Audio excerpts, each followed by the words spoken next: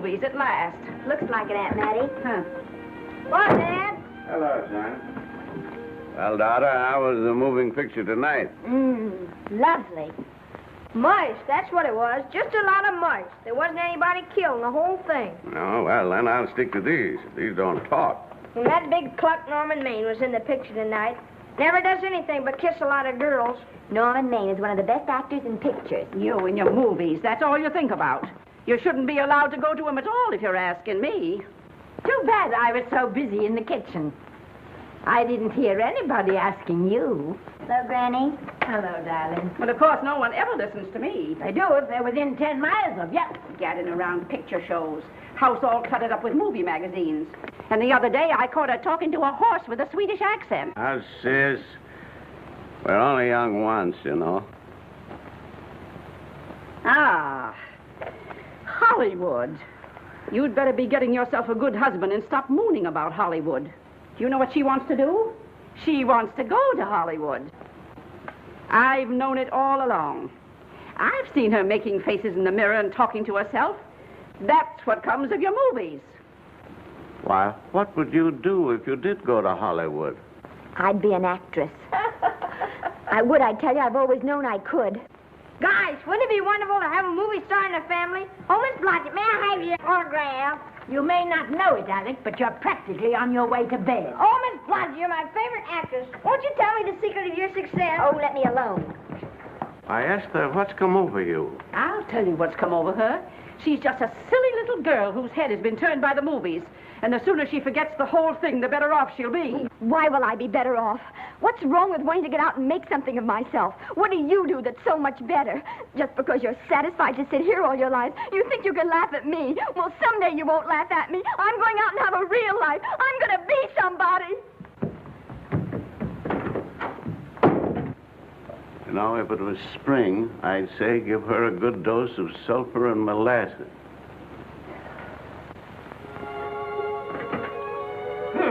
I thought I'd find you. Oh, stop that.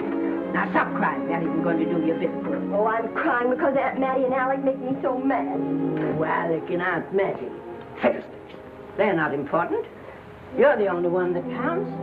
Esther, everyone in this world who has ever dreamed about better things has been laughed at. Don't you know that? Oh, I suppose I do, But there's a difference between dreaming and doing.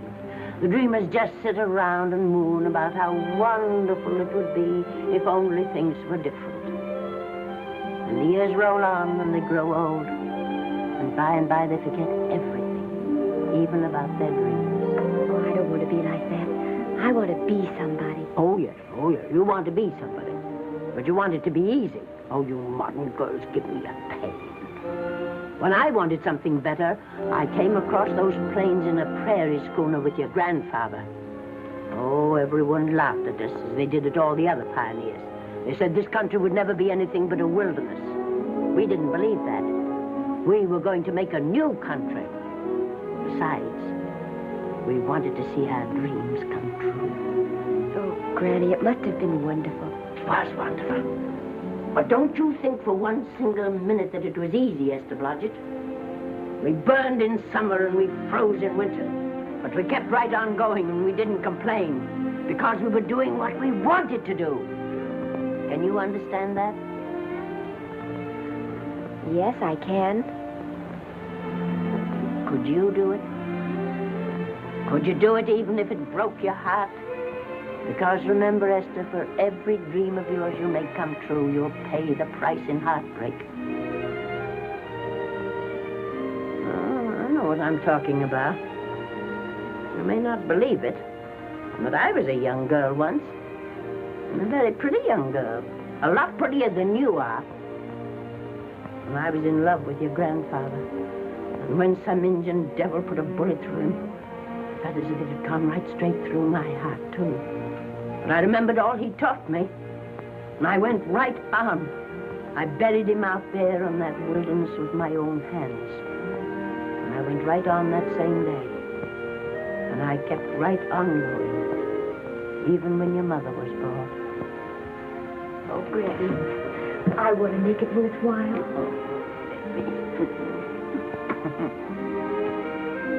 You know, Esther, there'll always be a wilderness to conquer.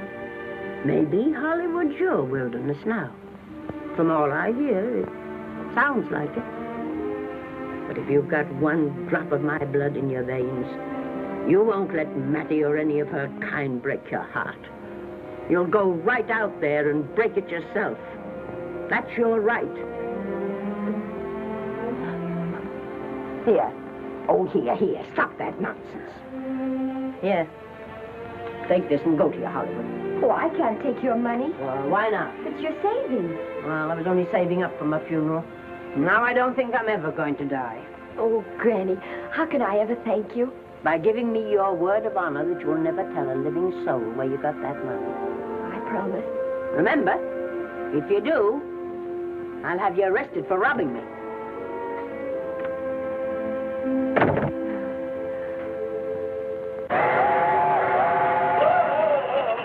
Here we are. Want something, Granny? Oh, I can make it, dear. Oh, my, it's cold. I kissed Dad goodbye. Just a little kiss. He didn't even wake up. I bet you didn't try that on your Aunt Mattie. Oh, Aunt Mattie. Think of her face when you tell her. I am thinking about it. I've waited for that chance for 30 years. There she is, girl. Oh, thank you, Cousin. Good, huh? Well, come on. Here's your prairie schooner.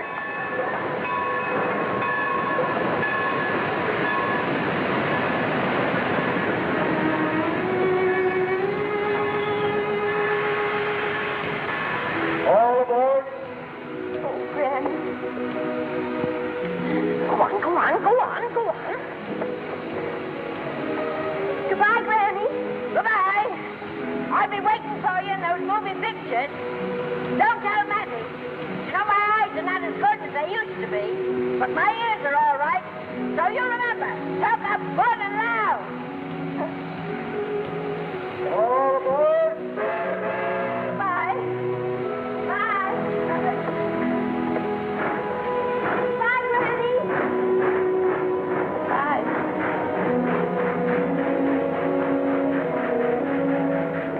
You want to go home now? I don't want to, but I will.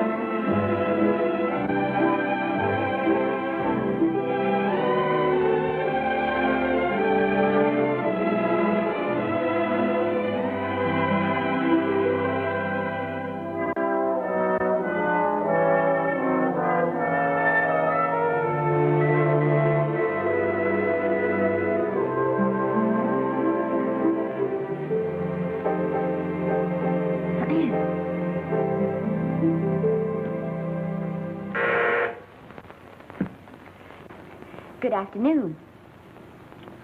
Day, week, or month? Well, it's a little hard to say. You see, I'm going into the movies. Well, you better take it for a week. It'll break your jump to Beverly Hills. Are all the studios really near here? All except Gaumont British. I suppose the best way to get a job is to go straight to the studios, isn't it? Mm-hmm. I haven't any illusions, you know. I'm perfectly willing to begin with a little bit of a part, or even as an extra. $6, please, in advance. Oh.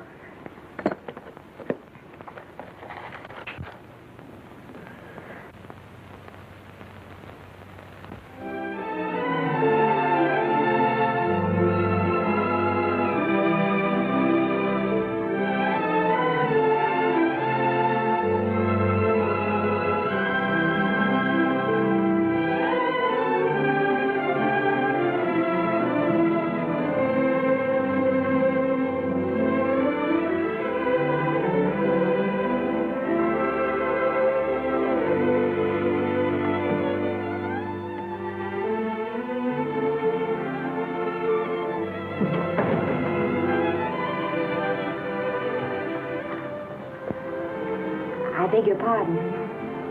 I'd like to register for extra work. How long have you been in Hollywood? Well, it's about a month now. We haven't put anyone on our books for over 2 years. Come here. I'd like to show you something.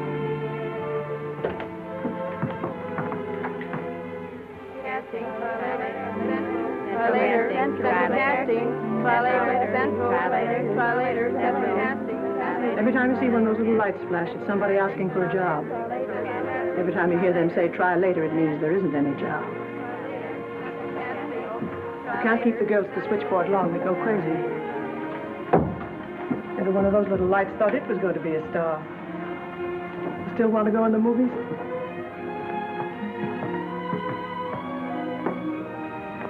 You know what your chances are? 1 in 100,000.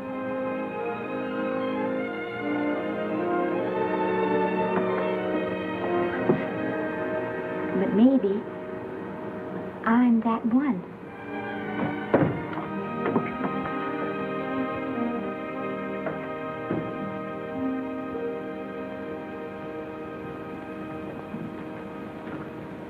Any phone calls for me, Mr. Randall? Oh, no. Jesse Lasky and Sammy Goldwyn must be writing letters instead. How's the luck today? And there wasn't any. Maybe you don't go at it in the right way.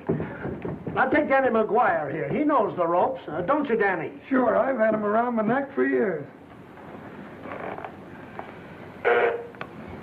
Huh? What? Oh, Miss Blodgett. Danny McGuire, our new tenant. How do you do? Mr. McGuire is a big director. Oh, are you really? Oh, could you possibly use me in a picture, Mr. McGuire? Of course, I haven't had much experience, but I don't think that really matters if you're willing. And Now I really listen, feel lady. In the first place, I'm not a director. I'm an assistant director. In the second place, if I had any jobs to give away, I'd confer one on myself. And in the third place, you should have stayed back home in the first place.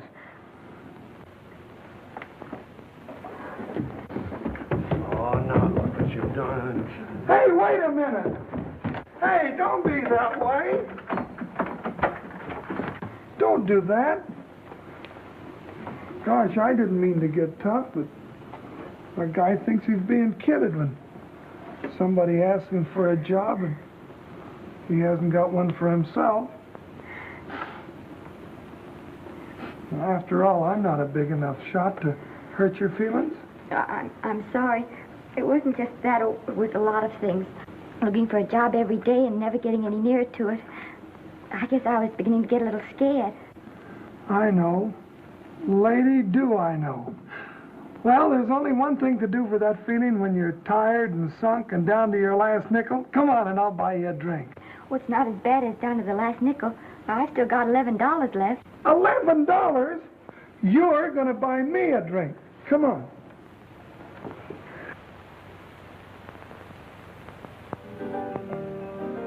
That's right, George. There's nothing like a little rum to take away that milk flavor.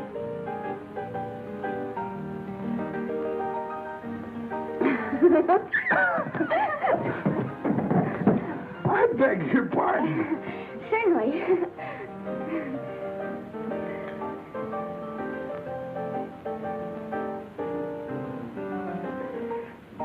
And when I sign my contract, the first thing I'm going to do is see that you direct every picture I'm in. That's my pal. Of course, I'm going to be perfectly nice about it, but I'll just insist. Now, that's the way to talk. Don't let them lick you. Oh, I should say they can't lick me. If they try anything like that, well, I just won't sign. Now, that's right. What have you got to lose? Another one of these and we'll open our own studio.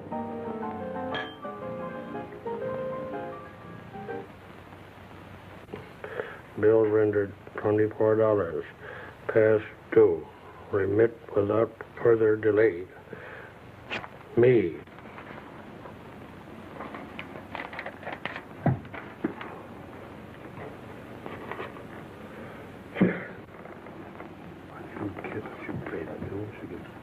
Tough luck, I guess.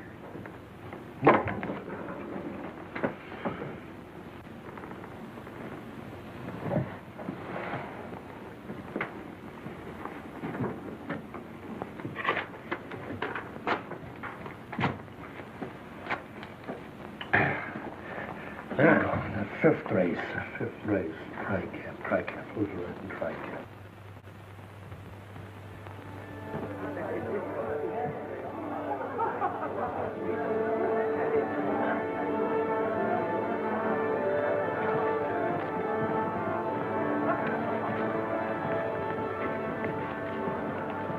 Hey, the program's going to be swell tonight. Now, you take this fella Beethoven. I'm a pushover for him. And Chopin, well, he's not so dusty either. But I kind of wish that once in a while they'd play something you could sort of go out whistling, you know, like Blood on the Saddle, Blood on. Well, there's a tune. Hey, why don't you throw your hat in the air or something, can't you? This is a celebration. My job starts tomorrow. I know it does, and I think it's swell, Danny. Gee, I wish you were in on it, too. But, oh, no, it would have to be a war picture. One of those big novelty numbers. A war picture without any beautiful women at the front. Oh, well, something will happen soon. Maybe. Why don't you go home, kid? Oh, Danny, I can't do that. I came here, and I've got to stay. Well, now, if it's on account of money, I can... Oh, thanks. You've given me enough already. Anyhow, this is no time to be worrying. This is a party. Look at all the people. Everybody in the world. Look. That's Norman Maine.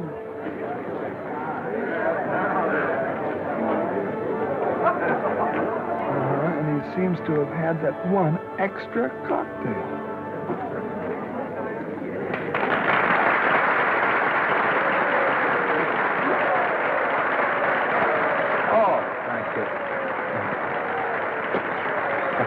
Sit down, you dope. That's for the orchestra leader.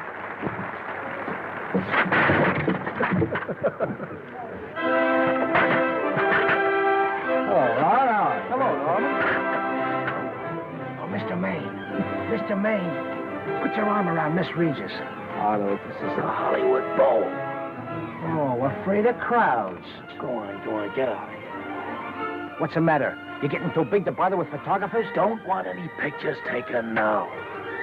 Oh, is that so? Well, supposing I take it anyway. If you do, I'll shove that Brownie number 2 of yours down your throat. Thank you, Mr. Maine. Norman, stop it! Stop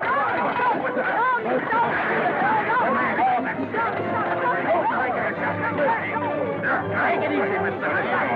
Calm down. Normie, come back and sit down. Everybody's laughing at you.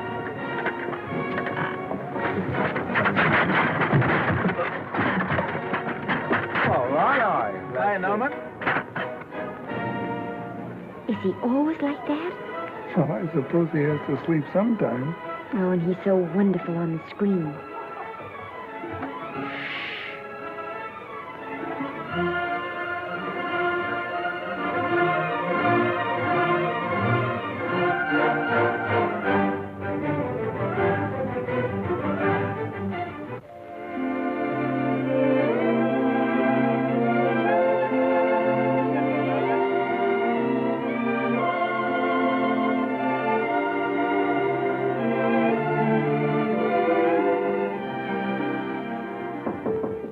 Come in.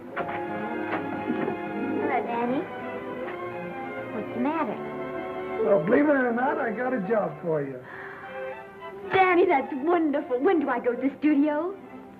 Well, you don't exactly go to the studio. Oh, it's on location. Well, it's not exactly on location. But of course, I haven't any makeup. Will you tell me what to get and sort of help me put it on? Well, you don't exactly need any makeup. You see, it's not really a picture job. It's being a waitress. Oh. Well, it's kind of a picture job if you look at it right. You said it was a waitress. Well, it's waitressing for Casey Burke, the big director over at our studio. He's giving a party tonight to kind of celebrate on account of finishing the picture, and he wanted me to get him an extra waitress, and it's $5. And I thought of you right away, Esther. That was awfully sweet of you, Danny. Well, there's going to be a lot of big people at Burke's house tonight, and I'll bet you there's any number of big directors, and if you're there, maybe they'll notice you. I could make them notice me. Sure you could, Esther. It's your chance. My chance. All right, Danny, I'll do it. Oh, but I can't. I haven't got the right things to wear. To wear? Oh, yes.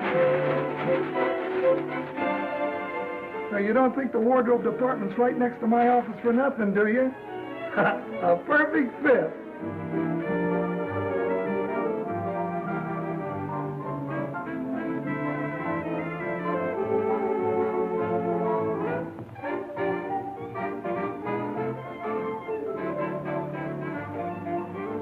Did you get to the preview last night? I did. Would you like a little hors d'oeuvres? They are very nice. Oh, thanks. Well, what did you think of the picture? They should have saved it for Thanksgiving. What a turkey.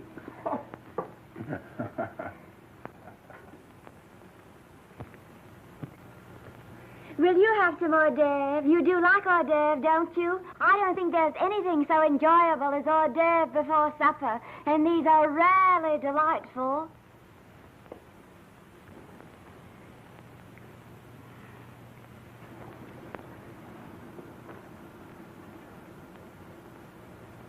And at the finish, the kid turns around and sings the lullaby to its mother. Pardon the big voice, but would you like a little hors d'oeuvre? They say they're the best in town. Don't tell me. I know. Mae West. That's a great twist. But where are you going to find a 2-month-old baby that can sing?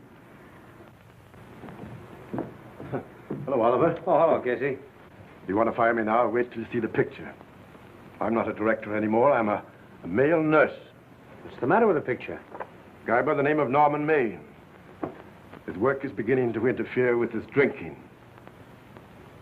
Oliver, don't tell me I'm to direct his next picture, too. Mm-hmm. You were my favorite producer. Now, wait a minute. You just go right on with your directing. I'll take care of these stars. I know how to handle them. I had a serious talk with Norman after that Hollywood Bowl occurrence, and you don't have to worry any more about his behavior. Excuse me, Mr. Niles. Mr. Libby of your publicity department is on the telephone. He says it's most important, sir. It's about Mr. Maine. Thank you. Oh, it's probably just some little thing. Of course, Oliver. I'll turn on the radio and see if they've called out the National Guard yet. Hello, Libby. What's the good word? Mr. Norman Maine, America's Prince Charming, was apprehended driving an ambulance down Wilshire Boulevard with a siren going full blast. He explained he was a tree surgeon on a maternity case. Well, will it be in the papers? No, it won't be in the papers. But that's a nice, expensive hobby of yours, keeping Mr. Maine's informal entertainments out of the public press. Oh, that's fine work, Libby. Try and see that no one gets to Norman. He's probably home sleeping it off. Oliver. Yeah. Why can't you forget those dopes at the studio for one night? Business, business all the time. I don't know what's going to become of you. Norman! Why didn't you call for me? Well, by darling, why didn't I call for you? In case you've forgotten, I was supposed to come here with you. Oh, that's all right. I got here without any trouble. The only reason I don't slap your face. Yes, darling, I know. Hello, John. Oh, hello, man. Well, what's the matter with Oliver? He looks as if he'd had bad news. Hello, Mary. What's the matter, old boy? Maybe I'm wrong. I guess I've been drinking too much lately. Oh, you ought to cut it down. It's bad stuff. Scotch and soda.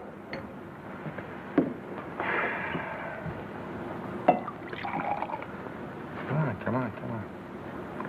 The word, you know, is pronounced when. Bad dialogue, Oliver. I'd rather not watch this. You know best. Soda. Thank you. Oh.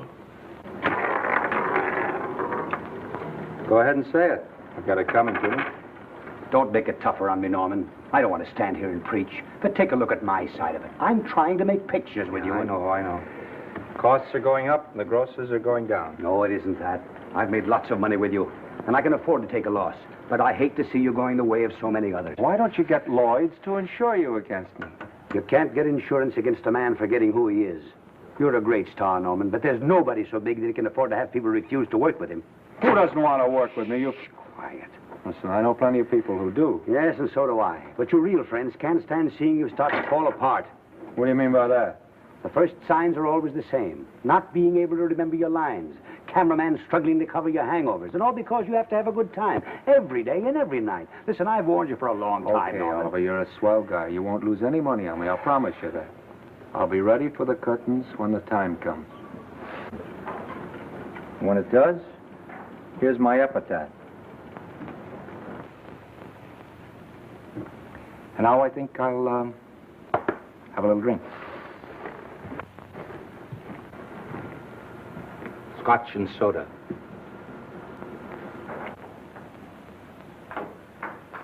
Scotch and soda. Oh.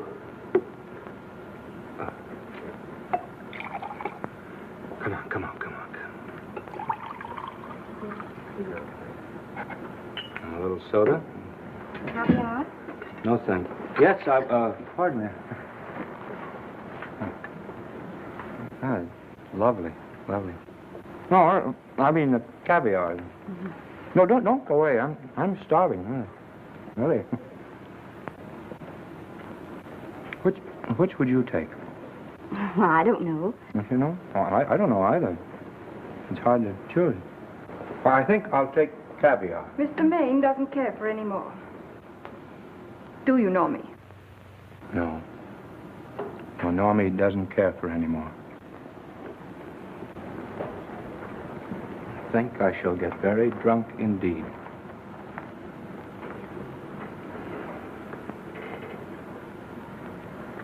Scotch and soda. Sorry, I had something.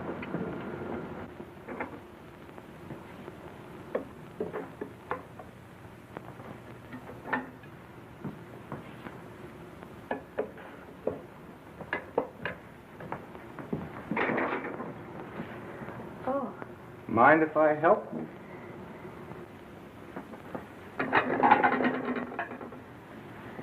Won't they miss you? Oh, no. They'll just look under the table, and when they see I'm not there, they'll forget the whole matter. Hey, what's your name? Esther Blodgett. My name's Maine. I know. You do? Ah. What's so funny? I was just thinking about all your fans and how surprised they'd be to see you here helping me put plates away. Oh, they don't know my finer side. They'd be pretty envious of me, meeting you this way in person. Oh, how do you do? Well, tell me, are you disappointed? Yes. Now you've done it. Oh, never mind that. That makes the room look lived in. Tell me, why are you disappointed? I was sitting behind you at the Hollywood Bowl the night you didn't want to be photographed. Yeah. I'm told I crept into many a heart that night. Oh, I can never explain this. You know, you have very pretty hair. You better get out of here. And a sensitive mouth. And a charming little dimple. Precisely why are you here instead of with the rest of the guests? I'm just trying to be helpful. I see. Are you sure there's no other attraction? Well, it might be that my old mania for putting plates away is coming back on me. It's rather odd. I always know where I can find you if there's a pretty girl around. It's not only odd, it's embarrassing. You're being deliberately insulting, Norman. I put up with this long enough. Dear, don't lose your temper. Remember, we must try to keep the voice low. I know you'll excuse us if we go on with our work.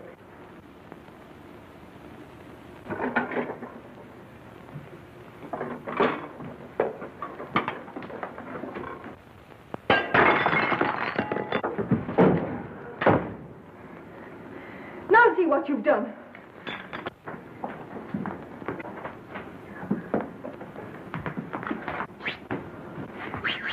Come here. Help me up. Are you hurt? No more than usual. Come on, the wolves are on us. We gotta get out of here. Oh, I can't. The dishes aren't finished. Oh, yes, they are.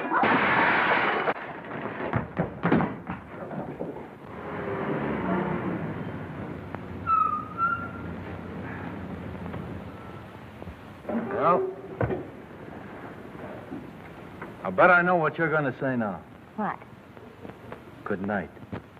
Good night and thanks. Hey, wait a minute. Hey, you realize that all I found out about you is that you're foolish enough to want to go into pictures? But why is it foolish? Look at you. Yeah, that's what I mean. No, I'd rather like to go into this matter a little more thoroughly. Oh, that's awfully nice of you. So why don't we go on up to my place and talk it over? Oh, no. Thank you very much, but I really must say good night. Good night. But you're not angry. No. I'm hungry. Well, why don't you go and get something to eat? Good night, Miss Blodgett. Good night, Mr. Maine. Wait a minute. Gee, the least I can do is to see you to your door. Will I see you again? I hope so. Has anyone ever told you that you're lovely? Well, now you know. Thank you.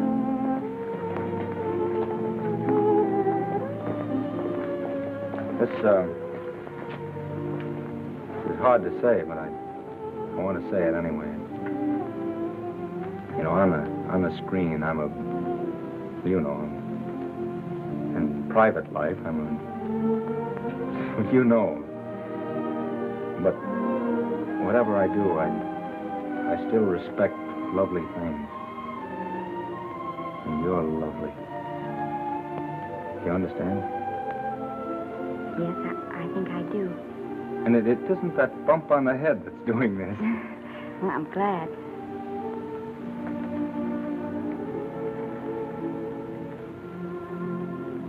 Good night. Good night.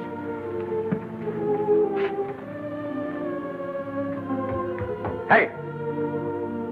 You mind if I take just one more look?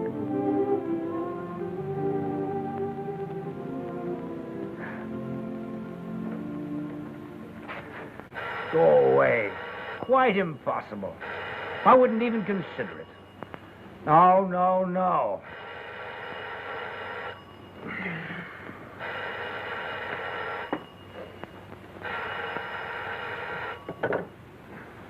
Hello?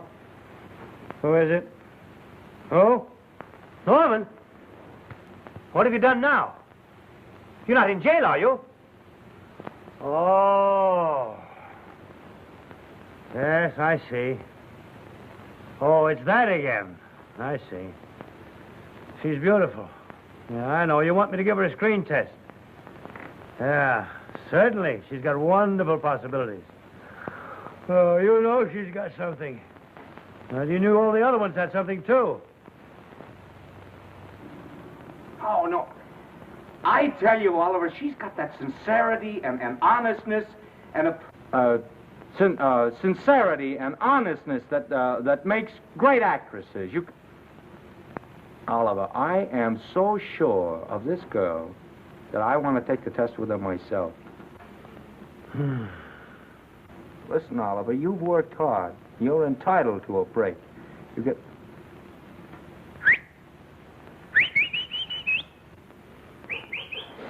Yes, I heard you. Anything. Yes. Oliver, look, You try to get a little sleep now, old man. Right. All right, boy. Good night. Now tell us.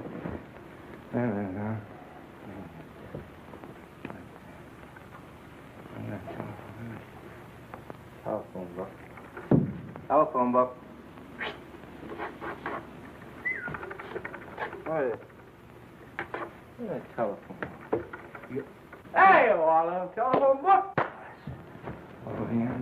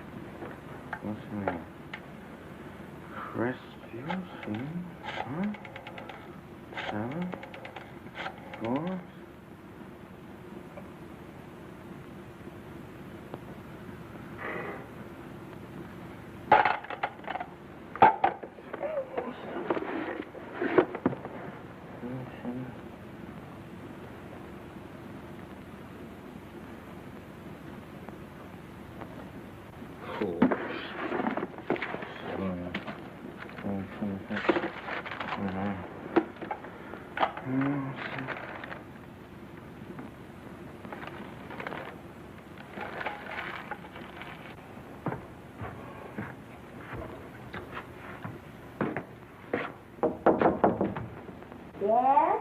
Telephone. For me? Some drunk trying to be funny says he's Norman Maine. Oh, thanks. I'll be right down. And this Blodgett, would you give him a message for me? Tell him it's 3 o'clock in the morning!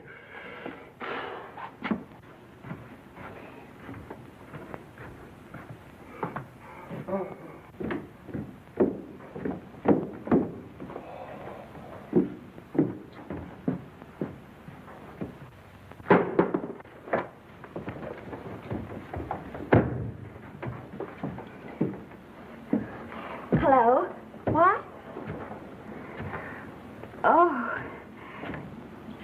Oh. Oh. Oh, yes. I'll be there. Oh, thank you.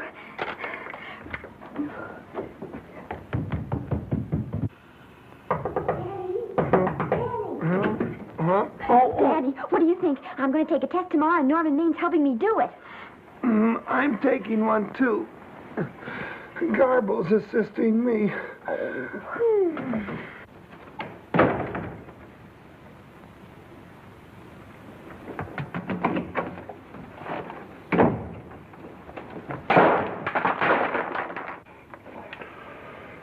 Oh.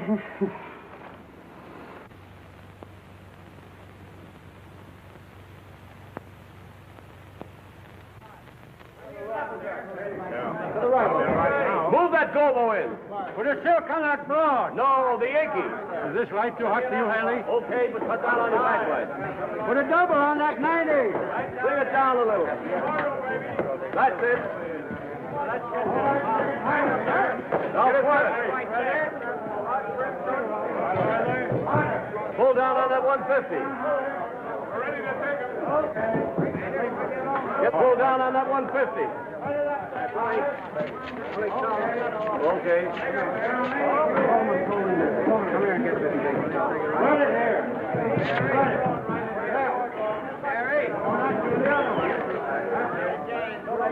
Bring me an apple box. Listen, gentlemen, please, if you don't mind. This is just a test. Ready, Mr. Burke? All ready, Mr. Burke. Ready, Mr. Burke. Ready now, Mr. Burke. All ready, Mr. Burke. We're ready now, Mr. Burke. All ready, Mr. Burke. We're ready, Mr. Burke.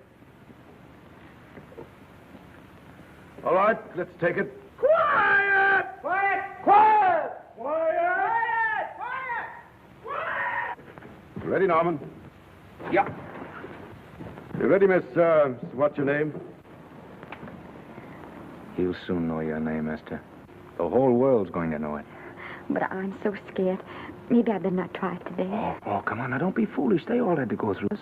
Harlow, Lombard, Myrna Loy, and now Esther Blodgett. All right. I'm ready. This is a take. Rolling. Quiet. Hey!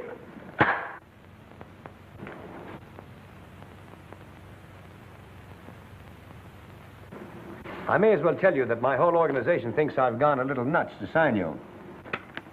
Well, maybe they're right. I've been nuts before. You see, all the experts seem to think that your type is a little mild for present-day taste. But I rather believe that tastes change, like eyebrows. And I think that also, like eyebrows, tastes are going back to the natural. You look like a nice girl. I think I'm going to like you. That's not important. I think the public will like you. That is important. Oh, yes. I see what you mean. I mean, I know it is. Only don't think it's going to be easy. Nothing you really want is ever given away free. You have to pay for it. And usually with your heart. Someone else told me that once. But you still have to work it out for yourself. Oh, well, all this is just a long way of saying, I'm glad you're with us and good luck to you. And now I'm going to turn you over to our demon press agent, Libby. Don't let him frighten you. He has a heart of gold, only harder. And for the love of Pete, learn to close your mouth and keep it closed, even in your love scenes.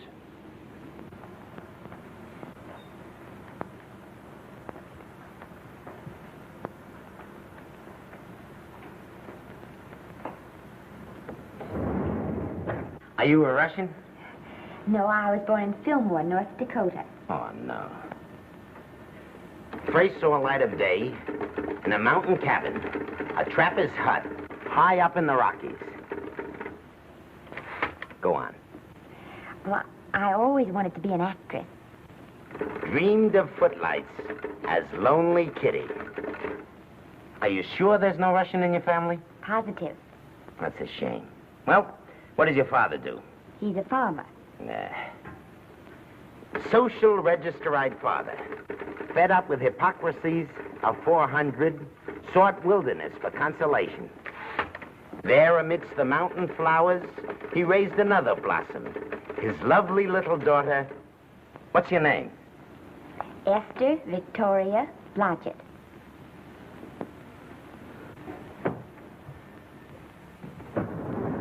Greatly appreciating your attention in this matter, very truly. Do you know what her name is?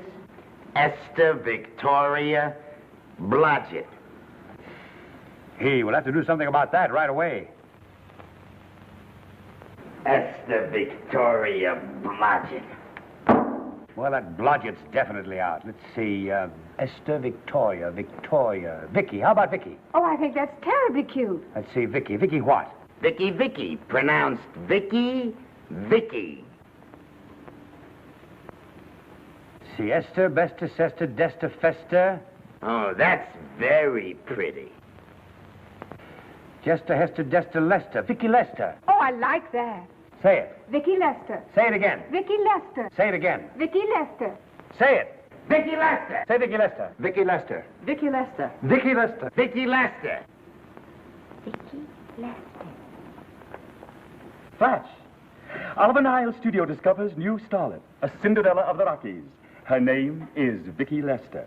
Those who have peeked tell me she couldn't be more divoon. The face of an angel and such natural talents. Her voice is a symphony. Her very walk, they tell me, is enough to drive men mad. Not that way.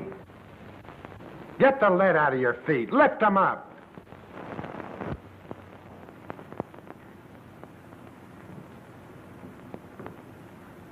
That's better. It's terrible, but it's better. The quality of mercy is not strained. It droppeth as the gentle rain from heaven. Cease. Through the mouth, my child, through the mouth. The nose is for smelling roses. Proceed. Does she have to look surprised all the time?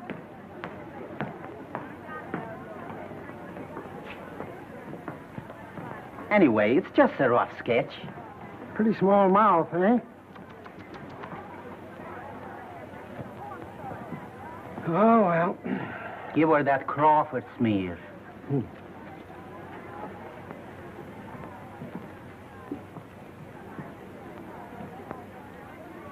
This'll give her that Dietrich. Yeah.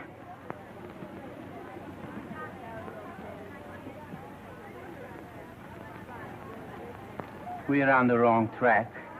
She still looks surprised.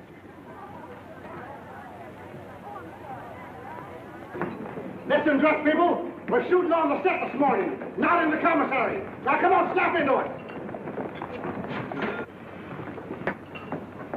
Acme Trucking Company? No. Mr. Smith is not in.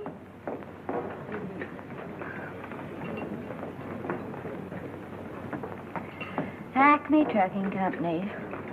No. Mr. Smith is not in.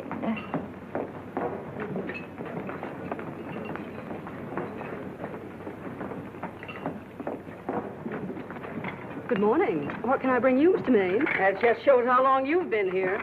Mabel, bless you. How soon are you and I going to be married, huh? I don't know. You'll have to ask my mother.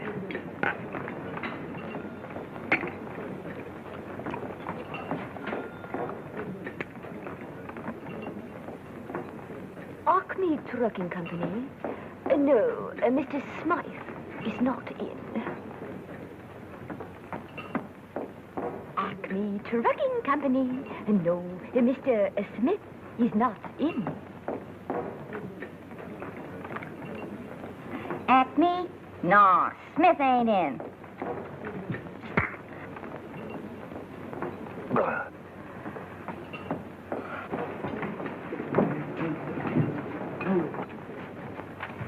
Acme Trucking Company? I'd like to speak to Mr. Smith, please. Mr. Smith is not... Oh, Norman. What's all this between you and Smith? I've got a part. It's only one line, but it's in the picture. It's ambition that made you break that date with me last night. Well, I had to be here so early this morning, and So did I. I had to stay up all night to make it. you started your picture, haven't you? No, we're still in the testing stage. You can't seem to get the right girl for the lead. Gee, you'd think with all the girls there are that... Yeah, I know, but this one's got to be different. She's got to be little and cute and sweet and intelligent. It'll blow me down. What? Well, close my tired old eyes. Well, what is it? Hold everything. Come on. Come on.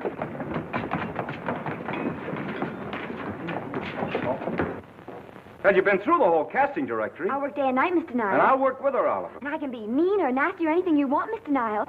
If she clicks, Oliver, you've got a star overnight. Okay.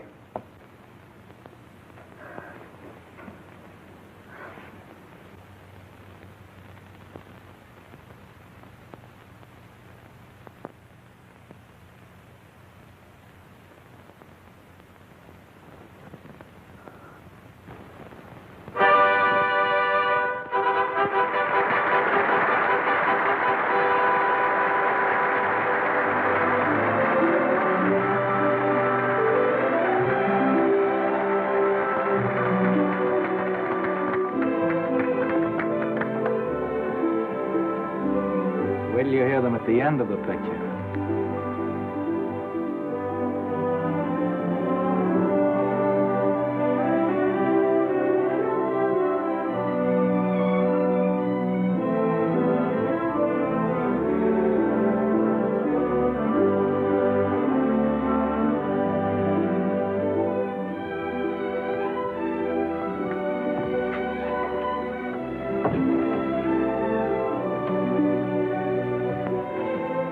Do you think we were noticed? By no one. They're much too busy playing at croquet.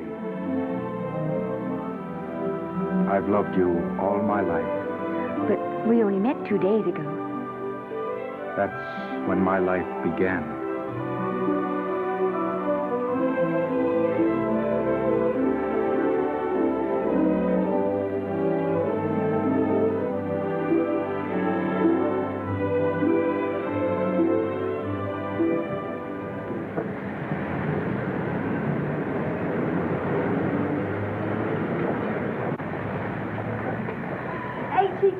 You know, I think she's the same type I am, don't you? I think she's sweet. Well, it's Vicki Lester's picture, all right.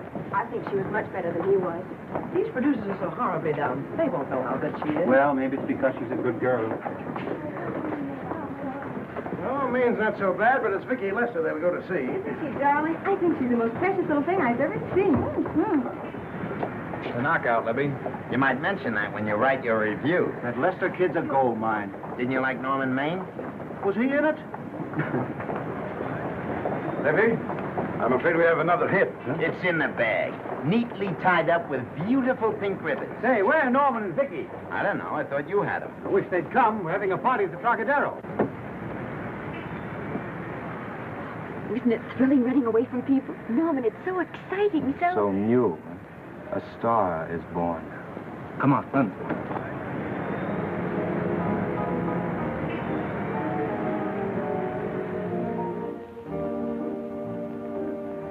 It's wonderful, isn't it? A crazy quilt. Oh. It's a carpet that's spread for you.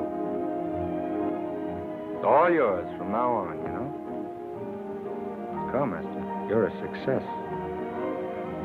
You'll have everything in the world you want. I hope it'll make you happy. Hasn't it you? But then there was one thing I never had. Lots of times I told myself I'd found it, but I always knew I was lying. Still, I never stopped looking for it. Maybe it'll come. Oh, I think it has come, Esther. I only wish it went too late. Oh, but it's not too late. No, you can't throw away your life the way I've thrown away mine and have anything left that's good enough. No. You can. Norman, you can. You mustn't tell me that, Esther. I'm so afraid that I'll believe it.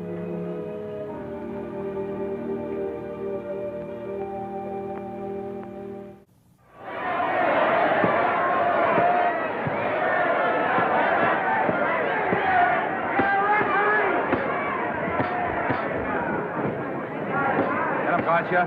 Shoot your right. Swell, isn't it? Lovely. What's Gotcha getting? Can't you hear me, Gotcha? Shoot your right.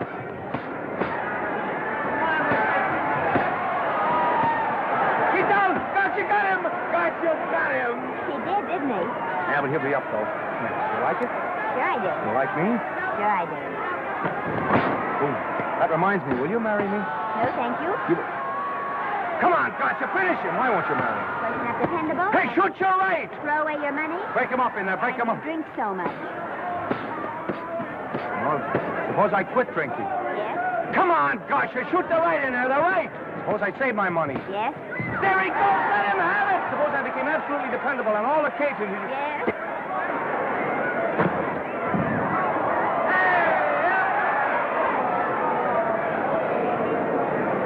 Hey, Gotcha. He got him.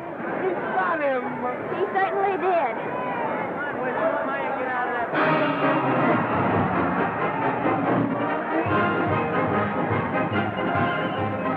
Gee, that was a beautiful fight. Norman. Gotcha. Well, that's to me if I said I'd marry you. No, certainly not. I was just supposing. We're going to be married. Guess I didn't read that line right. I'll try it again. We are going to be married. Both of us. Yeah, to each other. What do you think of that? Well, when? Where? Well, we thought we'd elope in the conventional manner. What's the matter? It's trying to decide whether it's good for the studio. Is it? It is. And bless you, my children. When's it going to happen? Oh, we thought we'd just sneak out sometime. We're not telling anyone but you. Listen to this. The screen's ideal romance blossomed into breathtaking reality today when Vicki Lester and Norman Maine, America's dream lovers, slipped quietly through the portals of holy matrimony. How does it sound? Horrible. But you see, we're going to elope. Sure you are. It'll be the biggest elopement this town ever saw. We'll get a tie-up with the Army, have you escorted all the way down to Yuma by 20 of their new bombing planes. Is he going with us? Don't you think we can work this thing out better alone? No sense in bothering the happy couple with all the details. I'll see to it that you get a carbon copy of the whole layout. I can hardly wait. I'm sorry. We didn't realize that we were in the way. While you're settling the details, you don't mind if I take this woman out and buy her a ring, do you? Sure, go ahead. We want everything legal. That's a charming match. A nice girl like Vicky. And public nuisance #1. Now, wait a minute, Libby. Norman's all right. And if you'll pardon my pointing, Vicky's business is her own. It doesn't require any comments. I wasn't making any comments. I just said it was a rotten shame. So go ahead and plan the elopement. Oh, that elopement stuff is out. You can't get any scope in that. We're going to have a wedding. Where'll we have it? Customary place, I believe, is a church. Nah, it's been done. This has got to be something big. The beach. I can visualize it. The bridesmaids in bathing suits. 20,000 Santa Monica school children spelling out the word love. It's a novelty, but is it big enough? Why not the city hall? A police escort of every motorcycle cop in town. Sirens screaming, confetti pouring out of buildings like the Lindbergh reception in New York, only on a big scale. What's the matter? Isn't it big enough? And now, if any man can show just cause why these two may not be lawfully joined together, let him now speak, or else hereafter forever hold his peace. Do you, Alfred Henkel, take this woman as your lawful wedded wife? Will you love, comfort, honor, and keep her in sickness and health as long as you both shall live? I will. Do you, I beg your pardon. Do you, Esther Blodgett, take this man as your lawful wedded husband? Will you obey, serve, love, honor, and keep him in sickness and health as long as you both shall live? I will. Place the ring on her finger. Hurry, please. Now, by virtues of the power invested in me as Justice of the Peace of San Bardo Township, County of Los Angeles, I pronounce you man and wife.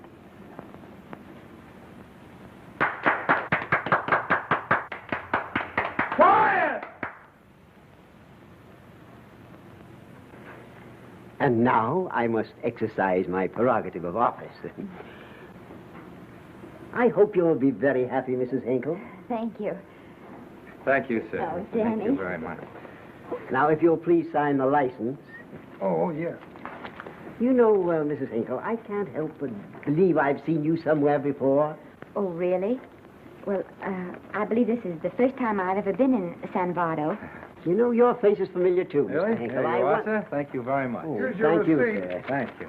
Goodbye. Goodbye. See you again. Yes, goodbye. No, I don't mean I'll see. No. Yeah, I think you got by with it. But it was close. That JP was just beginning to remember where he'd seen it. Well, anyway, we got away from Libby. Hello, Toots. If you will be kind enough to glance between my shoulder blades, Mr. and Mrs. Henkel, you will find there a knife buried to the hilt. On the handle are your initials. Lovely to have seen you, Libby. Hold it, Hold it, Danny.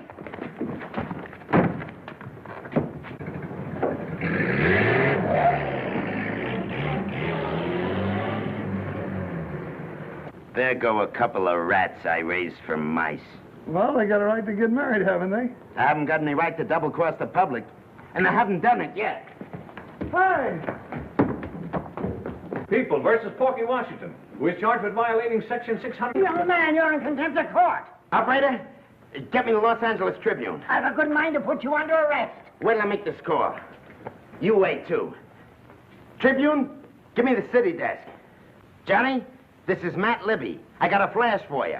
Norman Maine and Vicky Lester were married at 2:30 this afternoon. Vicky Lester? Court recess.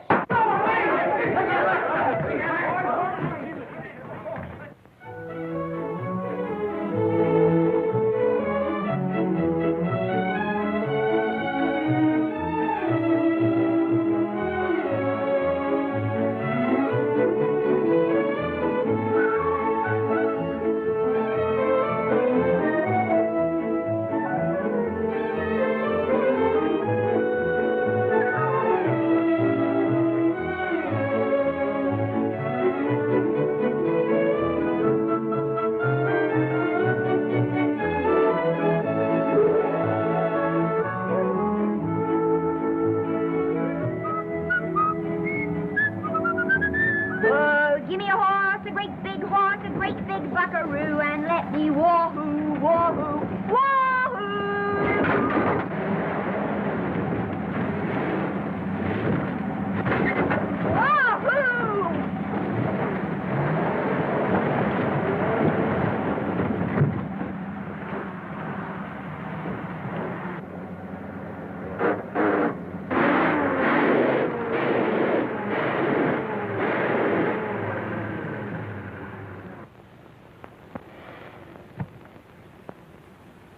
Wahoo. Hey, Wahoo. I don't want to sound immodest, but I think I've stripped a gear. Well, sit down, won't you, and let's get acquainted. We'll probably be seeing quite a bit of each other from now on. Well, might just as well break the ice now as later.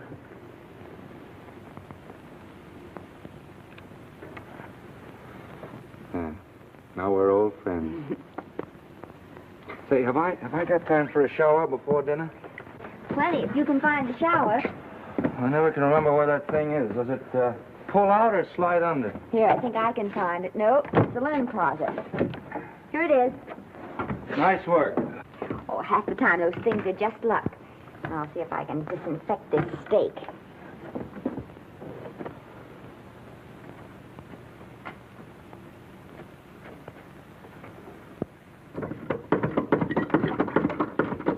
Esther, there's no soap. Here. Thank you. Oh, and Esther. Yes, dear? I'll need a washcloth. How you fix the cigarettes? And you know I never smoke underwater. Hey, what do I do to make this thing work? Pull that gadget at the top and pray for rain. Well, I can't reach it. I can't get my hands up. If you've gone in there with your arms down, you'll never get your bath. Unless you're a contortionist. Yeah, well, I'm not a contortionist, and don't throw that up to me now. You knew it when you married me. Will you close this door, please?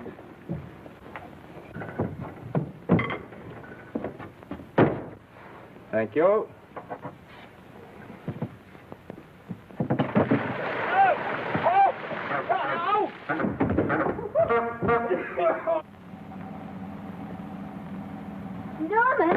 Norman, here comes the car. You got it?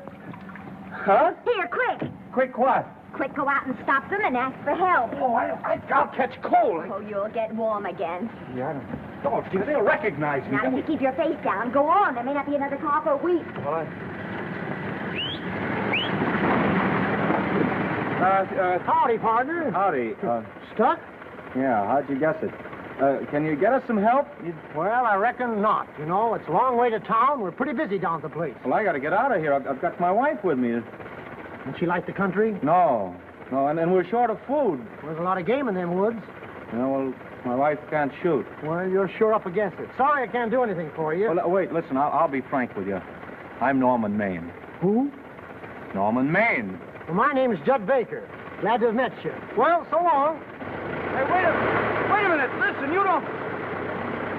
So you're Norman Maine.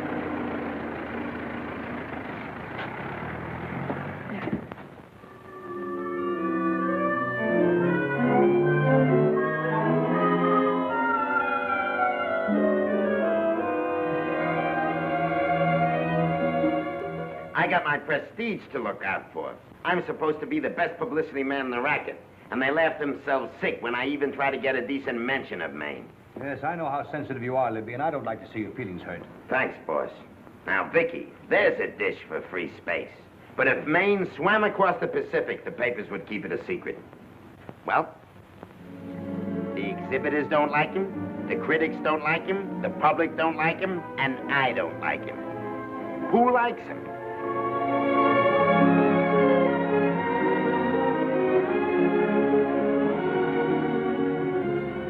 Oh, but darling, this is almost too much of a surprise. And there I was in my touching innocence, thinking we were going to live at the beach house. Oh, we'll still keep the place at Malibu. But this is special. This is our castle. It's used to be in the air, you know? Well, we'll never use any ugly words like contracts and pictures and careers. When we come in those gates, we'll check the studio outside. Come on, I got another little surprise for you.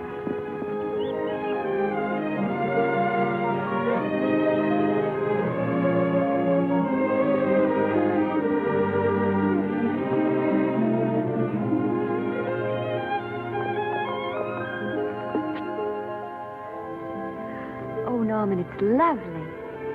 So are you lovely. The whole world's lovely. Hey, hold it!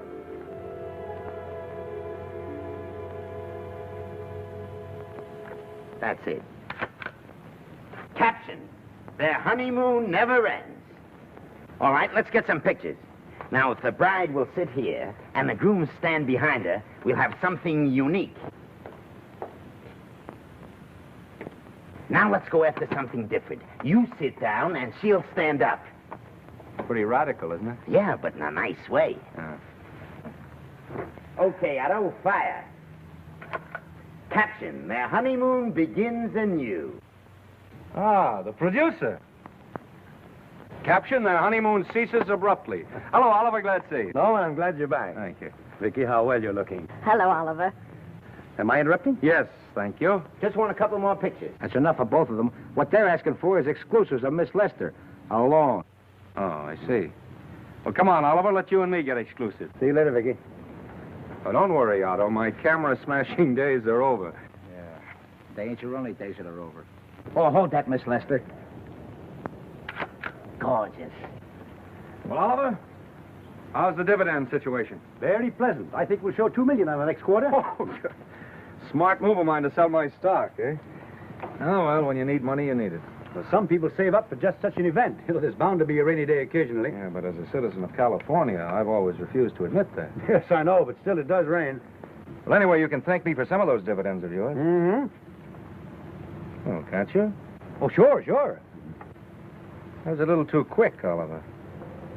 Matter of the Enchanted Hour was a smash hit, wasn't it? Well, it made Vicky a star overnight. Yes, it should have. What about me? Oh, let's talk about business at the office, Norman. Beautiful pool you have here. Beautiful. Oh, now let's talk about it here. Didn't they like me? Well, maybe the pot wasn't just right. That was the best part of the year. Look, Oliver. Do you think I'm slipping? Can you take it? Yeah, go ahead. The tense is wrong. You're not slipping. You've slipped. Oh, my fan mail's still big. Norman. Fans will write to anybody for a photograph. It only costs 3 cents for a stamp, and that makes photographs cheaper than wallpaper. But every 25 cents they pay for a theater ticket buys them the right to be a critic. And your last few performances, Norman, have not pleased your critics.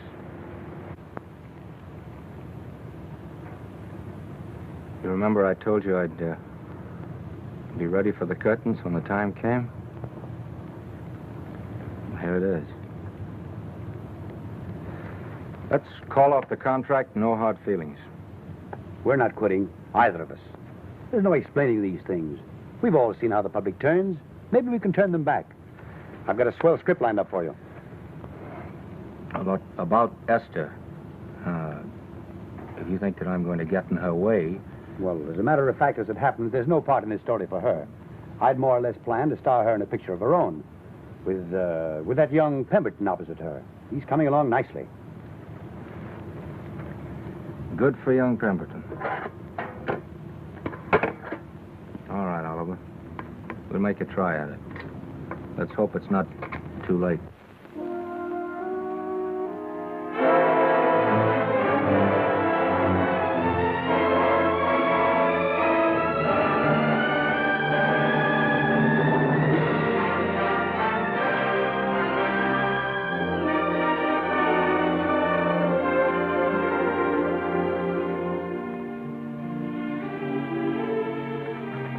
No argument. I'll buy those. Huh. The screen's most finished actor. I'll say he's finished. He keeps them away in droves.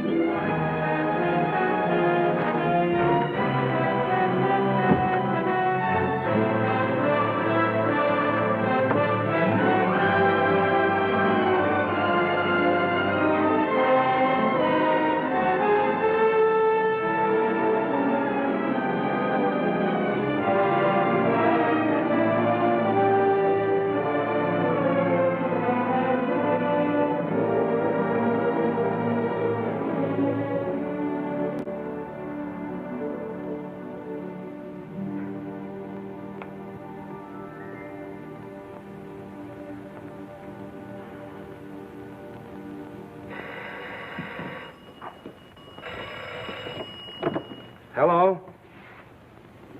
No, Miss Lester isn't home as yet. No, I'm not the butler. But I can take a message just as well as he can, honest. Oh, is that you, Norman? Swell. Listen, Norman, this is Artie Carver. Hiya, kid. Swell. Say, I hear you're through with Oliver Niles. Is that on the level? Oh, please, Artie. I'm not news anymore. Forget it. Say, what kind of a settlement did you make on your contract? Give me a figure so I can do a story on it. There was no money involved. We just called it quits. Okay, I'll fill in my own figure. Say, by the way, I've been trying to get an interview with Vicky for 2 weeks, but she's always busy. How about you giving an old pal a break by speaking to her for me? Sure, I'll ask her. Swell. So long.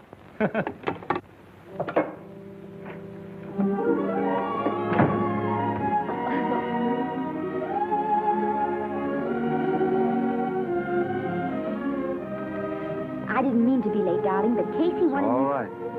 You're here now. What's new today? Nothing. Haven't been out of the house. Let's go somewhere tonight. No. You're tired. We'll stay in. I'm not tired, really. Oh, yes, you are. You've got a hard day ahead of you. Anyway, I see so little of you, I'd like to have you to myself. Oh, but it's a servant's night out. We haven't any Yes, we dinner. have. I fixed a little snack with my own lily white hands.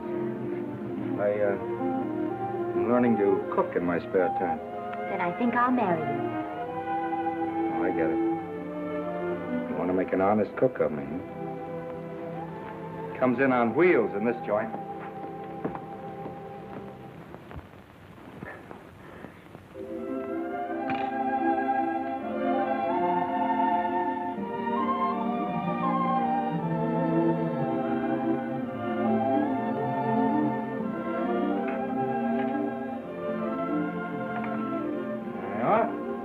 How's it look? Wonderful. Huh? That's what I thought. Now then, don't be formal, just pitch in. Yeah?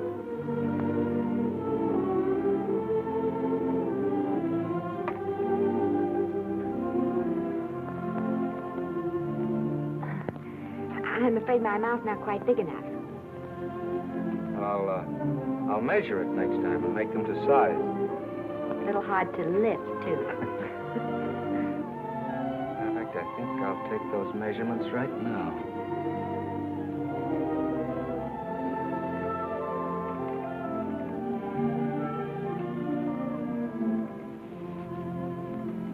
And that's what I wait for. All day. That's why I rush home without even changing my costume.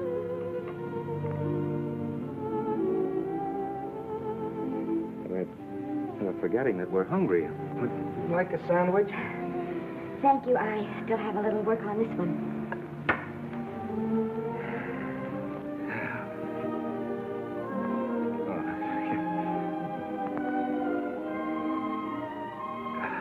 Norman, will you unhook my dress? I can't breathe. Mm-hmm. You know, all the time I thought it was the kiss that made you breathless. A lot of hooks, hmm? Uh-huh. Why don't you have a zipper? That's a good idea. You got it? Yes.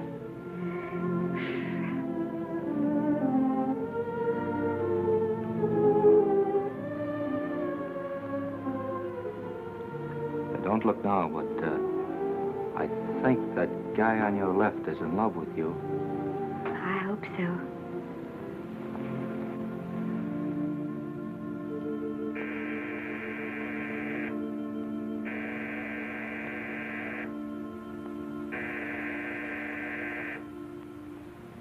It's the doorbell.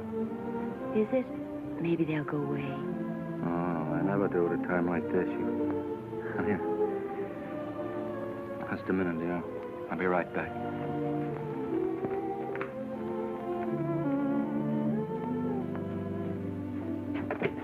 Does Vicky Lester live here? Yes.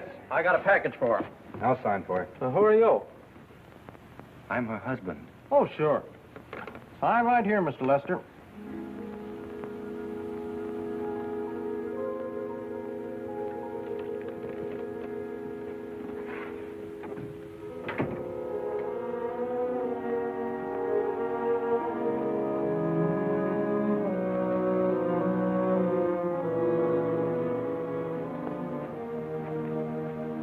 package for you. Oh, by the way, I forgot to tell you, they want you for a benefit to Shrine Auditorium next Wednesday night. I told them I'd ask you. And, Oh, darling, I don't want to hear about that now. Well, you better wait till I finish before I forget them all. The Academy dinner secretary phoned. She wants to know if you want a table reserved for you. Oh, yes, Artie Carver called and asked if I'd use my influence with you to get him an interview. I told him I'd try. That was all, I think. Oh, Norman, let's don't talk about those things now. We're forgetting the wonderful food you prepared. Well, I'm not very hungry now. I think I'll fix me a little drink. But, Norm...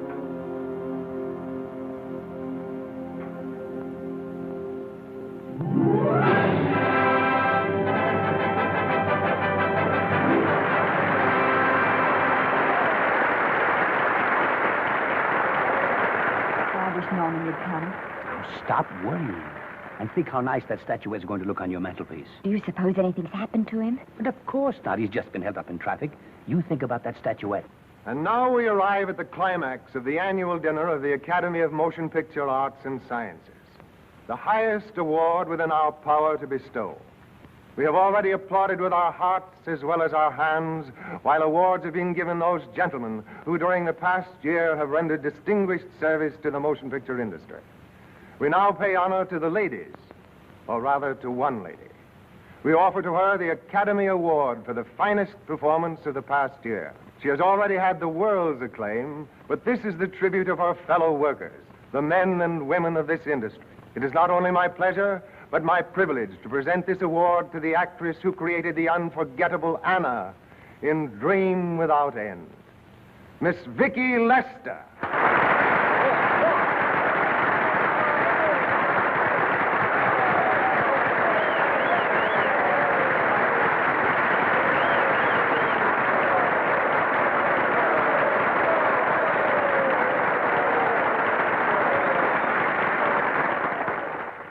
What more can we say, Miss Lester?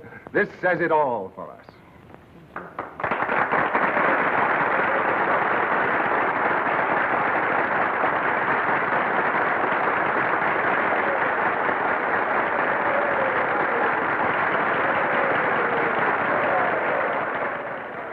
Ladies and gentlemen, when something like this happens to you and you try to tell how you feel about it, you find that out of all the words in the world, there are only two that really mean anything. Thank you. All I can do is to say them to you from my heart. All I can do is to keep on saying them. Hey, that's fine. Oh, this thing. That's a very pretty speech, my dear. Very pretty. You said the right thing. I want to be the very first one to congratulate you on that valuable little piece of bric-a-brac. Now I want to make a speech. Gentlemen of the Academy and fellow suckers, I got one of those once for a best performance. They don't mean a thing. People get them every year. What I want's a special award, something nobody else can get. I want a statue for the worst performance of the year.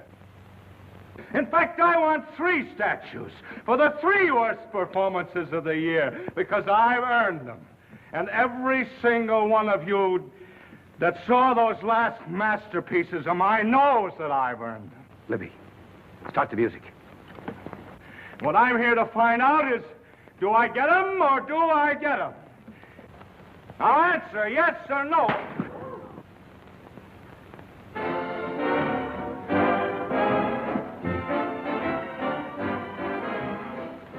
Norman, darling, let's go and sit down.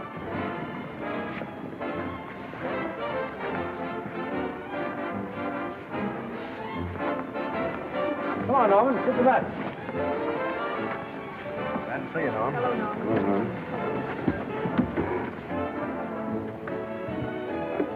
Well, Norman, how are you? Hi, Oliver. My dear, do let me congratulate you. You must be terribly proud and happy tonight. Thank you.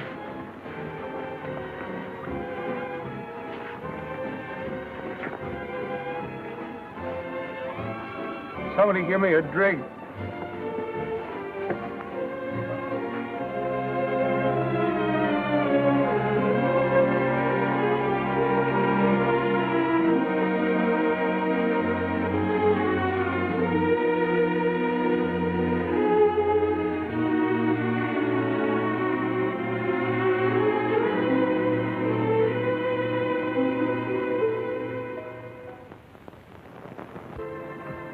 Oliver, it's nice of you to come to my dressing room. Vicky, how are you? I've missed you. Everyone's missed you. Have a nice trip. Well, a 3-month tour of the theater circuit scarcely comes under the head of pleasure. But the way they're screaming for your pictures all over the country. Miss Lester, if I may talk shop, you are a knockout. Thank you. It's good to hear that. You've been crying. A little. How's Norman?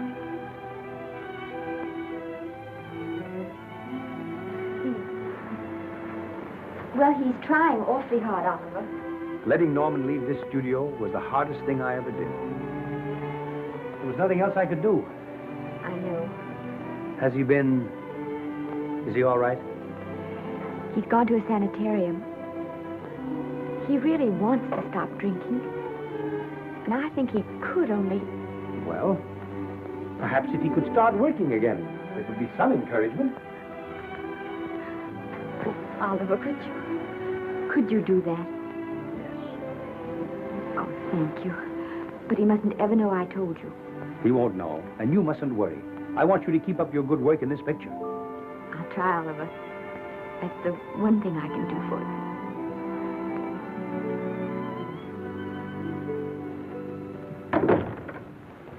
you. If you'll just sit here, Mr. Niles, I'll have Mr. Maine brought down. Thank you. Brought down.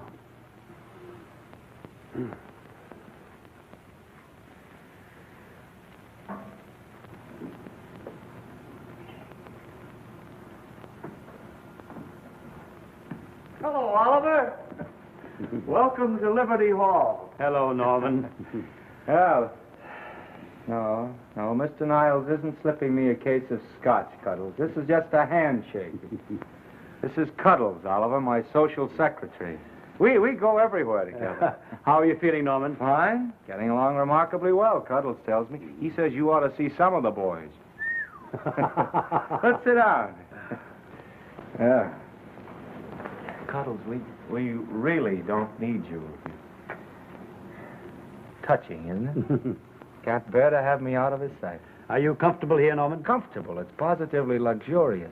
They even have iron bars in the windows to keep out the draft. How much longer are you going to be here? Oh, well, I'm really cured now. I'm just staying on for an extra week or two to get in good shape, you know.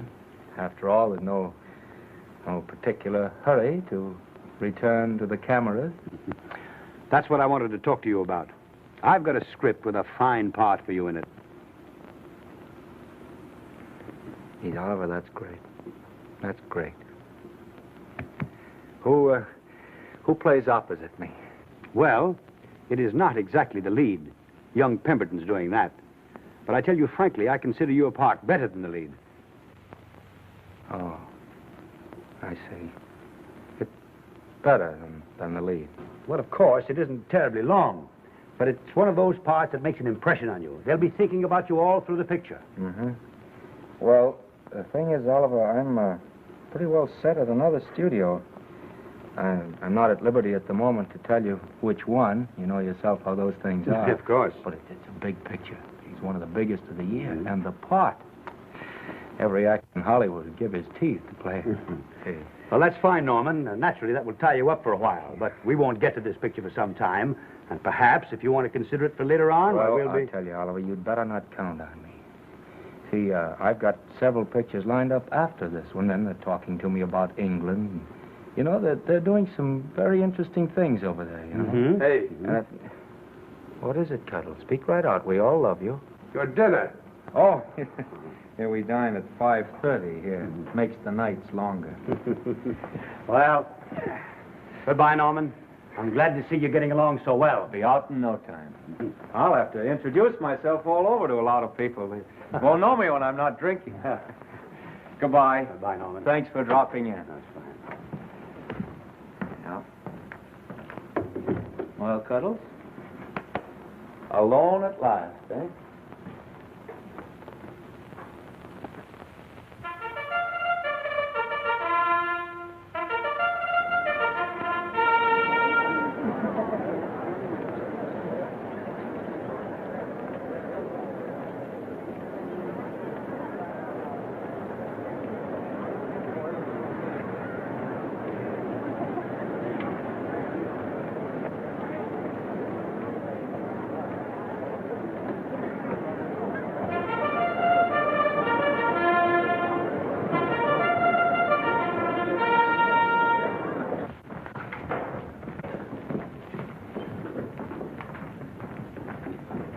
Bert?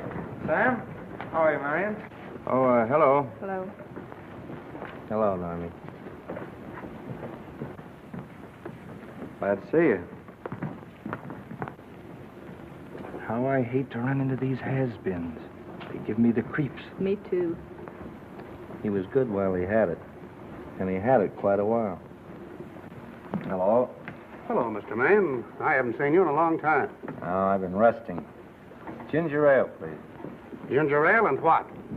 Ginger ale and ginger ale. A new leaf? A whole new book. Thank you.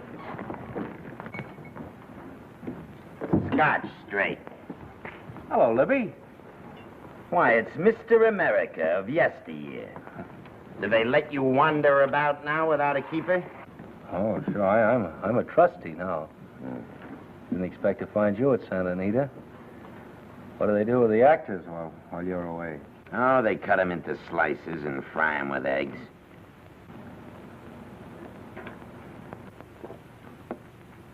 I suppose you'll be here all the time, now that you've retired from the hurly-burly of the silver screen.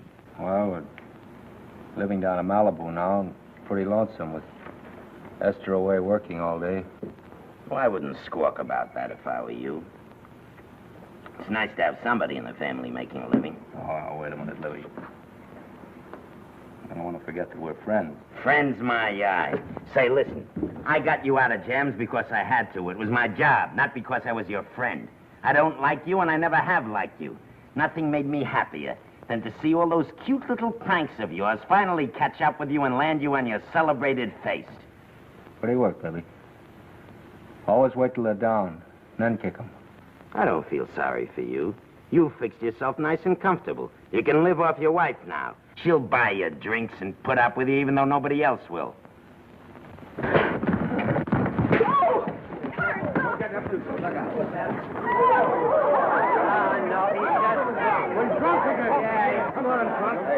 Wait a minute. Come on outside for you, wise guy. I'm Norman Maine. Well, that's not my fault. Oh, don't bother to toss him out. He's harmless. All right, Mr. Libby, if you say so. Sure, let him go. What can he do? He can't fight any better than he can act. Norman Maine. Oh, he's drunk again. Why, he's been drunk for years.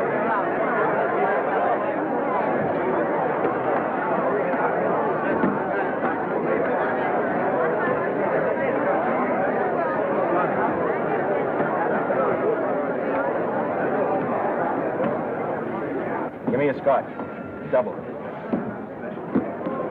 Leave the bottle here.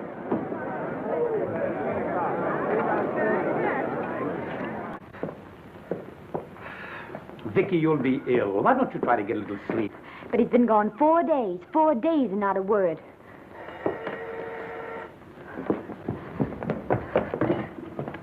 Oliver, I can't. I just can't. Hello? No, this is Oliver Niles speaking. What? Where? Thank you. What is it? Nothing. Oliver, tell me. He's in the night court. He's been arrested on a drunk charge. Now, he's all right. He isn't hurt. I'm going right down and get him out. I'm going with you. Vicky, it isn't any place for you, and if it gets in the papers, What there'll do be... I care about the papers? I'm going with you.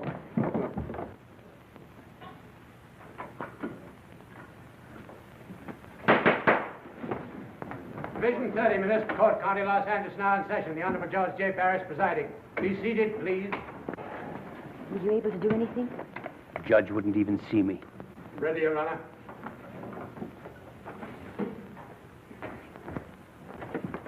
I want to advise you that you're entitled to be represented by counsel, to be confronted by the witnesses that may testify against you, to compel witnesses to attend on your behalf to a public and speedy trial by the court or by a jury, and the right to be admitted to bail. Call the first five. Gregory, Bale, Kane, Rodriguez, Johnson. Come on, boys, get in. Go ahead. Move along. William Gregory. Plain drunk, picked up at 5th in town. Asleep in the gutter. 14 similar offenses in the past 6 months. Still at it, Gregory. How do you plead? I don't feel so good. I didn't ask you how you feel. I asked you how you plead. Guilty, I guess. When did you get out the last time? That was just before Christmas. Well, I'm sorry you'll have to miss New Year's, but you'll be out in time for Washington's birthday, 60 days. Milton Rails. Plain drunk, picked up on Brooklyn Avenue, given treatment at receiving hospital, then removed to jail. How old are you, Rails? 17, sir. Did you take a good look at those men in the cell with you last night? Yes, sir. And have you taken a good look at yourself this morning? Oh, no, sir. I suggest that you do. $5 or 2 days. Sentence suspended. Oh, Judge, Alfred Henkel, more commonly known as Norman Maine. Drunk and disorderly. Cracked car into tree at Sunset and Coronado. Evidently been drinking for days. Resisted arrest and injured one of the arresting officers. How do you plead? Guilty. You're Norman Maine, the actor, aren't you? You've come pretty low, haven't you? There isn't a man here who's had the advantages you've had. Look what you've done with them. You're nothing but an irresponsible drunk, driving about the streets with the power to inflict death or injury on innocent people. I think we'd better deny you that power for a while. 90 days in the city jail. Please wait.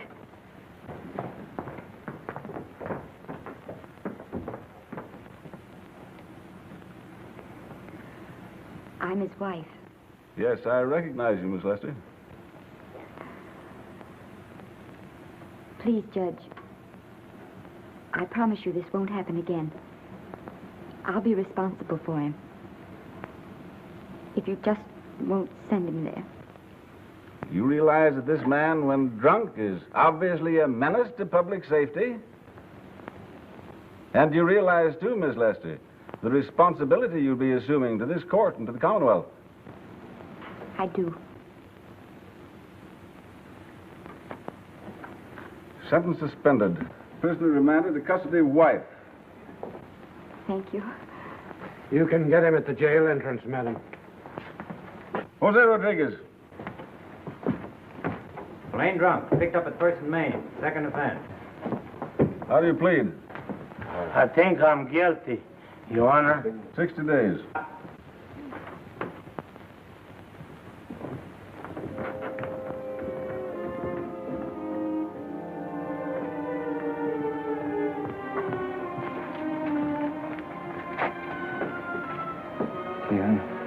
I'm so tired. Hold it, Mr. Maine, for picture.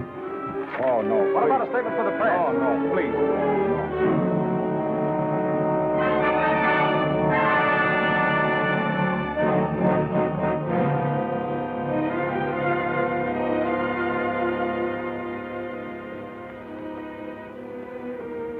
He's still asleep. He's been asleep nearly all day. It's the best thing for him. It's awful to see this happen to someone you love. And know in your heart that it can't get any better. I only know that all I can do now is stay with him and try to help him. So will I. And between us, we'll take care of him. You're very fond of him, aren't you, Oliver? And I'm very fond of both of them. Then I know you'll understand what I have to tell you. And after what happened last night, I think you already know what it is. I can't do any more pictures.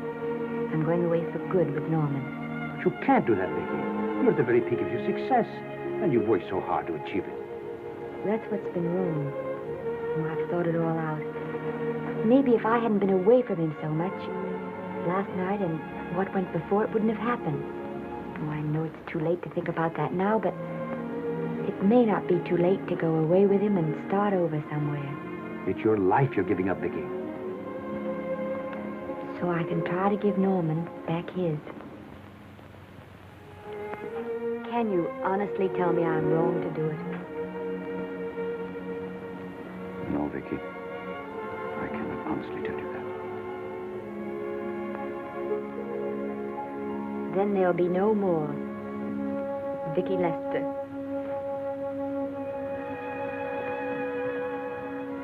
Come on, walk to the door with me.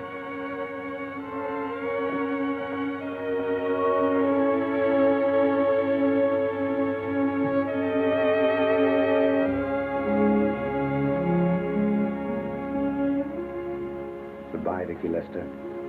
You were a grand girl. Good luck, Mrs. Norman Maine.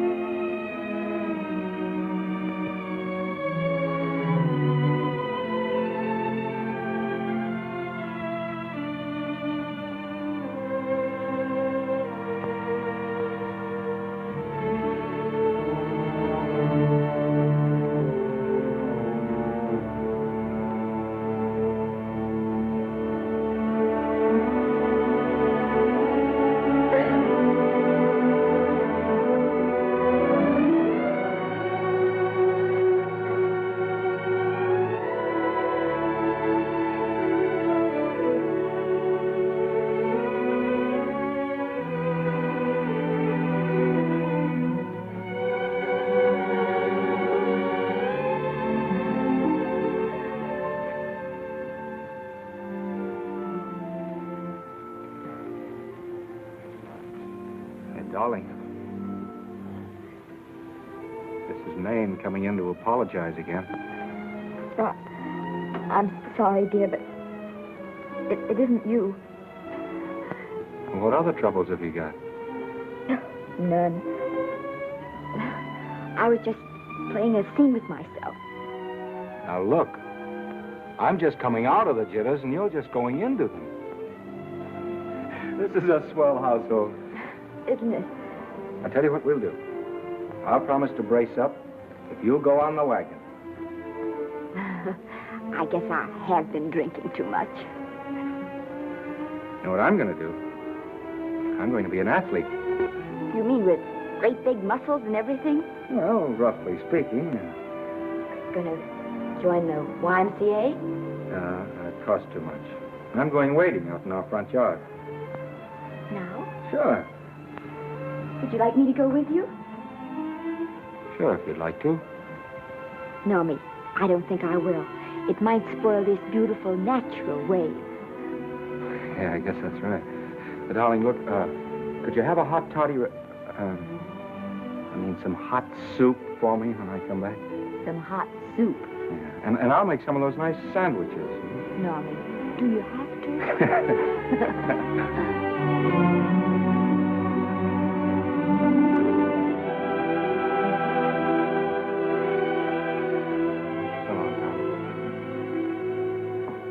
Now, don't stay in too long.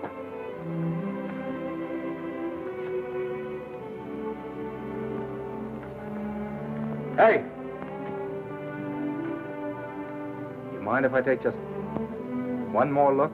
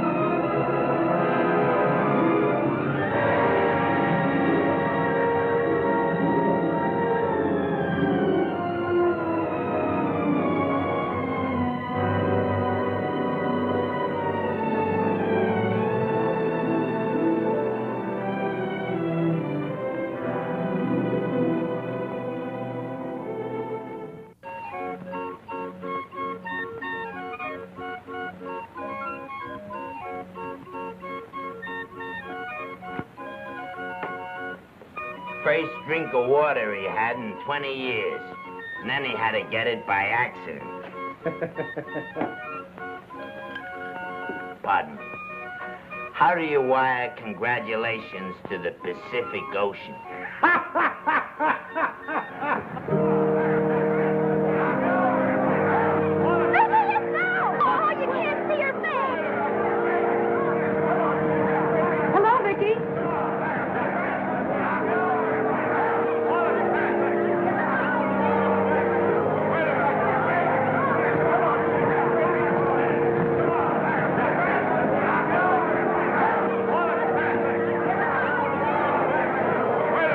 Can't you? Come on, Vicky, let's see your face. Vicky, will you sign my book for me? Write this is Norman Maine. Don't you care, Vicky? You get over it.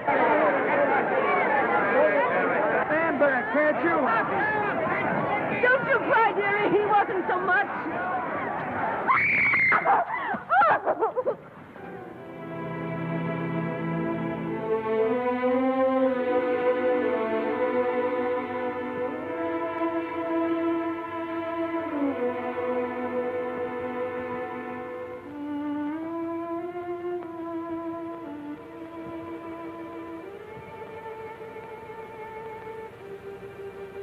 Do you mind if I take just one more look?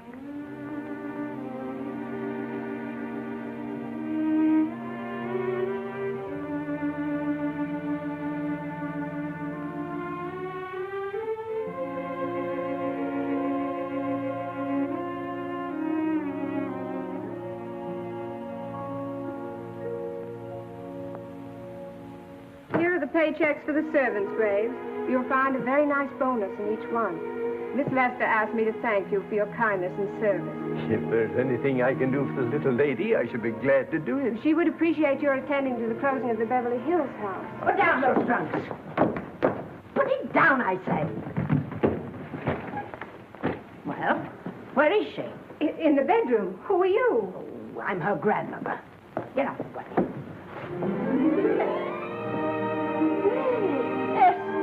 Granny, darling. Oh, I'm so glad to see you. What made you come? Oh, I know when I'm needed. Now get out of here. Go on. Get out of here, all of you. I want to talk to my granddaughter alone. I came just as quickly as I could. But I'm going home. I sent you a wire yesterday.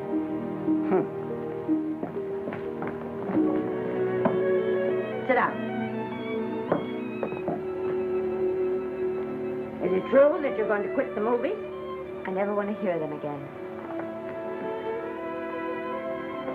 What are you running away from, little girl? I'm not running away.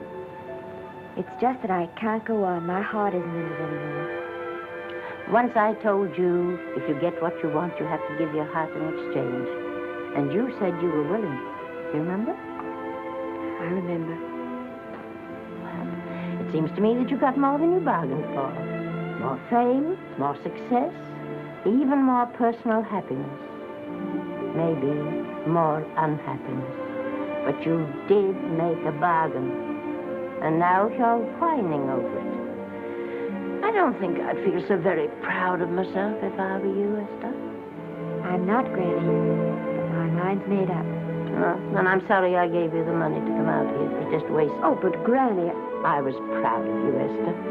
I was proud to be the grandmother of Vicky Lester. It gave me something to live for. Now I haven't any.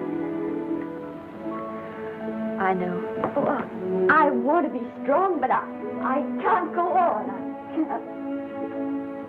You must. Tragedy is a test of courage.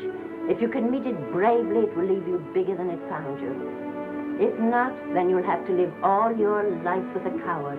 Because no matter where you may run, you can never run away from yourself. I never knew Norman Maine. He wrote me a very sweet letter when you were married. He said you told him how much I meant to you. And I know just how much you must have meant to him. You know, Esther, I can't believe that wherever he is, he can be very happy, knowing that his death broke the spirit of the little girl he praised me so highly for raising. And I can't believe that he can be very proud, knowing that all his great love did for you was to make you a quitter. The car is ready, Miss Lester. We'll have to go now to make the train.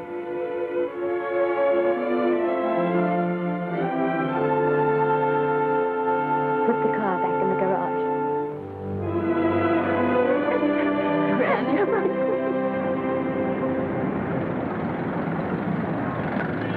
The entire picture industry has come to the Chinese Theater for this opening tonight. It has come to pay tribute to a great star on her long-awaited return to the screen in what has been called her greatest performance. It has come to pay tribute to the girl herself. The girl who has won the heart of Hollywood. The girl who has won the heart of the world. Miss Vicki Lester. And if I'm not mistaken, Miss Lester's car has just driven up. Yes, it is she.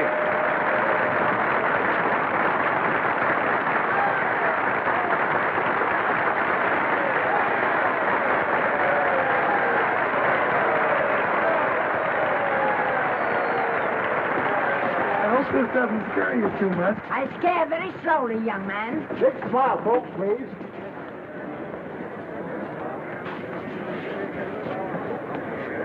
They'll have your mug. I mean your face plastered across half the papers in the country tomorrow. How do I look? Oh, you look swell. You're a liar, but I like you. And here's Miss Lester's grandmother. Won't you say a few words to the radio audience, please? Say something, Letty. You know, we've got a thing like that back home where they all listen in on, but we call it a party line. Won't you say something, please? They're listening. Maybe some of you people listening in dream about coming to Hollywood. And maybe some of you get pretty discouraged. Well, when you do, you just think about me. It took me over 60 years to get here, but here I am. And here I mean to stay. Thank you very much.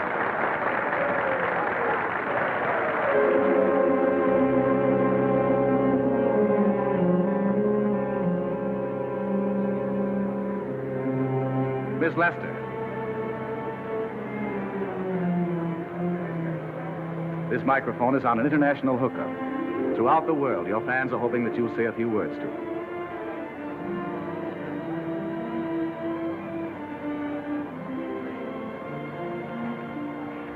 Hello, everybody. This is Mrs. Norman Maine.